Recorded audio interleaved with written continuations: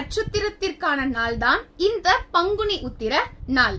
இந்த நாள் முருகப்பெருமானுக்கு ரொம்பவும் விசேஷமா விமர்சையா கொண்டாடப்படுது. அதற்கு பின்னால் இருக்கக்கூடிய காரணம் என்னன்னு தெரிஞ்சுக்கலாம். வாங்க வீடியோக்குள்ள போகலாம். முன்னொரு காலத்துல முருகப்பெருமான் அசுரர்களை எல்லாம் அழித்துவிட்டு தேவர்களுக்கும் மக்களுக்கும் நல்ல வாழ்க்கையை தரணும் அப்படிங்கிற எண்ணத்தோட தன்னுடைய பயணத்தை தன்னுடைய தாய் தந்தையரின் ஆசிர்வாதத்தோட தொடங்குகிறார்.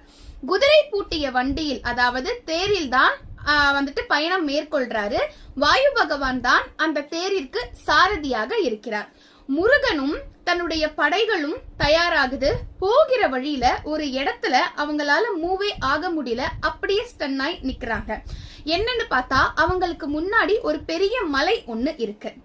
பார்த்தா அந்த மலை நிமிஷத்துக்கு நிமிஷம் இன்னும் பெருசாகிக்கிட்டே இருக்கு. அங்க இருக்கிற யாருக்குமே புரியல என்ன நடக்குது. திடீர்னு மலை வந்தது, அந்த மலை திடீர்னு பெரிதா ஆகுது, தன்னுடைய பயணத்தை தொடர முடியலையே அப்படின்னு முருகப்பெருமானும் அவருடைய படை வீரர்களும் எண்ணி கலங்கி போறாங்க.